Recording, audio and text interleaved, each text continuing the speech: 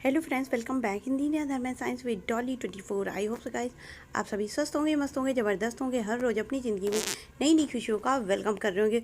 दोस्तों, जैसा कि आप सभी को पता है कि नवरात्रि आज जो है अंतिम दिन था। नवरात्रि का आज से समापन हो चुका है, लेकिन आपने नवरात्रि की पूजा में बहुत सारी ऐसी चीज़ें चढ़ाई होंगी माता रानी को प्रसन्न करने के लिए, जो कि अपने आप में ही बेहद खास व बेहद अलौकिक चीज़ें हैं। लेकिन ये सभी चीज़ें हमारे सामान्य जीवन से जुड़ी हुई हैं। इनका बहुत ज़्यादा खास महत्व है। इसी पर हम थोड़ी सी चर्चा करेंगे गाइस कि जो चीज़ें हमने माता रानी पे चढ़ाई हैं, अर्पित करी हैं, उन चीज़ों का हम क्या करें। क्या सब माता रानी के साथ में जो है समर्पित कर दे, विदा कर दे, या उन चीज़ों को रखे, आखिर उनका हम क्या करें। इसी पर हम थोड़ी सी चर्चा करेंगे गाइस। लेकिन उससे पहले यदि आपने मेरा चैनल अभी तक सब्सक्राइब नहीं किया है तो प्लीज़ सब्सक्राइब माई चैनल। दोस्तों, माता रानी पर पूजा के दौरान आपने बहुत सारी चीज़ों को चढ़ाया होगा, जैसे कि फूल, नारियल, लौंग और भी बहुत सारी चीज़ें। तो इन सब का हम क्या करें। देखिए, इस श्रेणी में सबसे पहले आती है लौंग। माता रानी की पूजा में लौंगों को हर हाल में चढ़ाया ही जाता है, चाहे वो आप माला के रूप में चढ़ाए, चाहे ऐसे ही आप साधारण रूप से एक जोड़ा लौंग चढ़ा दें, लेकिन चढ़ाते ज़रूर हैं। यदि आपने माता रानी पर लौंग चढ़ाई हुई है तो उस लौंग को उठा करके आप अपने पास अपने पर्स में रखें, या आप अपनी जो है किसी ऐसी जगह पे रखें जो सिर्फ आपसे रिलेटेड हो। अगर आप उसको सही रूप से रखते हैं अपने पास, किसी कागज़ में, सफ़ेद रंग के कागज़ में लपेट के रखिएगा। लपेट कर रखते हैं तो उससे आपके स्वास्थ्य संबंधी समस्याएं दूर होंगी। यदि आपके ऊपर किसी प्रकार की नज़र दोष या किसी प्रकार की आपके स्वास्थ्य में कोई अप्रिय घटना घटने वाली है स्वास्थ्य संबंधी, तो वो पूर्ण रूप से आपको सुरक्षित रखेगी, आपके स्वास्थ्य को बेहतर रखेगी। इसके बाद आता है नारियल। नारियल कहीं माता रानी पर नारियल एक बलि के रूप में चढ़ाया जाता है। पुराने ज़माने से ही माता रानी को प्रसन्न करने के लिए लोग जीवित पशुओं की बलि देते थे, कुछ लोग तो अपने धड़ की ही बलि दे देते थे। ऐसी स्थिति पे जैसे जैसे युग परिवर्तन हो रहा है, लोगों ने बलि प्रथाओं को समाप्त कर दिया पूर्ण रूप से, लेकिन उसके प्रतीक के रूप में नारियल आज भी चढ़ाया जाता है।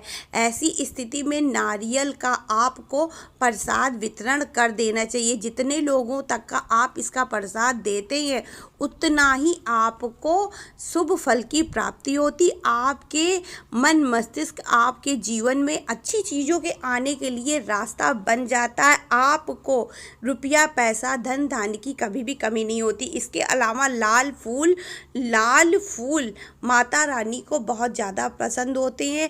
लाल, चाहे वो गुड़हल का फूल हो या गुलाब का फूल। यदि आप माता रानी पर लाल फूल चढ़ा चुके हैं, या आपने नौ दुर्गा के संपूर्ण दिनों में लाल फूलों को चढ़ाया है, तो उनको कृपया करके समर्पित ना करें। बहुत से लोग क्या करते हैं, जब पूजा हो जाती है, पूजा समाप्त हो जाती, तो सारी चीज़ें उठा करके जा करके नदी या कहीं तालाब वगैरह में समर्पित कराते हैं, उनको सिरवा आते हैं। हिंदी में हम लोग सिरवा आना ही बोलते हैं। तो ऐसा आप बिल्कुल ना करें। इन फूलों को इकट्ठा करके एक पोटली बना लें और उसको आप अपने धन रखने की जगह पर रख लें। इससे 6 महीने तक का आपके घर में पॉजिटिव एनर्जी का वास होगा, क्योंकि इन 9 दिन जितना भी आपने पूजा पाठ मंत्र शक्ति की होगी, उन सभी की ऊर्जा इसमें समाहित होती, जिससे आपके यहाँ पैसे रुपए की 6 महीने तक तो बिल्कुल भी कमी नहीं होती। अगली नवरात्र जब 6 महीने बाद फिर से आए, फिर से आप नए फूल आए, उनको आप फिर से मंत्रों द्वारा सिद्ध कर सकते हैं। इसके अलावा हल्दी भी आपके स्वास्थ्य से संबंधित है, आपकी संपन्नता से संबंधित। यदि आप हल्दी अपने घर में जो आपने माता रानी पर चढ़ाई है उसको रखते हैं, तो आपके नाम यश में कहीं कोई धब्बा नहीं लग पाता है, आपकी संपन्नता में कमी नहीं आती है। और यदि माता रानी की चढ़ी हुई हल्दी बच गई है, भले ही वो जरा सी ही सही हो, अक्सर थाली में जो लोग चढ़ाते हैं चुटकी भर बचती ज़रूर है, तो उस हल्दी को आप पीले रंग के कागज़ में, गुलाबी रंग के कागज़ में करके अपने पास रख लीजिए। आप अपने घर का यदि कोई ऐसा कोई बड़े सदस्य का जगह है, जैसे आप हर घर के अंदर होता है कि बड़े बुज़ुर्गों की एक जगह होती है, वहीं पर वो सारे सामान को रखते हैं। तो ऐसी स्थिति में यदि आपके घर में कोई ऐसी जगह है जहाँ पे आप अपने बड़े बुज़ुर्गों का चित्र वगैरह रखते हैं, तो उस जगह पर हल्दी रख दीजिए। इससे आपका नाम, यश, मान, प्रतिष्ठा बनी रहेगी। और पान भी आपकी संपन्नता, आपकी सेहत से संबंधित है। पान को वैसे भी हमारे यहाँ भारतीय समाज में खाया जाता है, अक्सरतर खाने को पचाने के लिए। और जब आप पान के पत्ते जब आप माता रानी पे चढ़ाते हैं तो अक्सरतर वो सूख जाते हैं, टूट जाते हैं। और यदि आपके पास संपूर्ण रूप से पान बचा हुआ है, अर्ध सूखा हुआ स्थिति में, उसकी वो पूर्ण रूप से सूखा नहीं है, तो ऐसी स्थिति में आप चाहें तो पान का पत्ता उठा करके अपने पास जहां आप पैसे रुपया रखते हैं उस जगह रख सकते हैं। और अगर आपको नहीं लगता है कि ये रखने योग्य है, ये बहुत ज़्यादा सूख चुका है, तो आपके घर में पेड़ पौधे होंगे, उनकी मिट्टी में आप जो है पान के पत्तों को तोड़ करके मिला दीजिए जाके। इससे क्या होगा, पान के अंदर की जो शक्ति होगी, ऊर्जा होगी, आपके यहाँ पौधों में मिल जाएगी और जो कि वायु के रूप में आपके ही घर में वापस पुनः आ जाएगी। इससे आपके घर का वातावरण शुद्ध हो जाएगा। इसके अलावा चुनरी, माता रानी पर चुनरी हर घर में चढ़ाई जाती है और हर 6 महीने बाद परिवर्तन भी, मतलब दोबारा बदल दी जाती है। ऐसी स्थिति में आप पुरानी वाली चुनरी को फेंके बिल्कुल भी नहीं। आप उस चुनरी के अंदर ये संपूर्ण सामान, जितना भी माता रानी पर चढ़ा हुआ सामान है, अगर आपके घर में बचा हुआ है और आप इसको जो है फेंकने की सोच रहे हैं, तो बिल्कुल मत फेंकिए।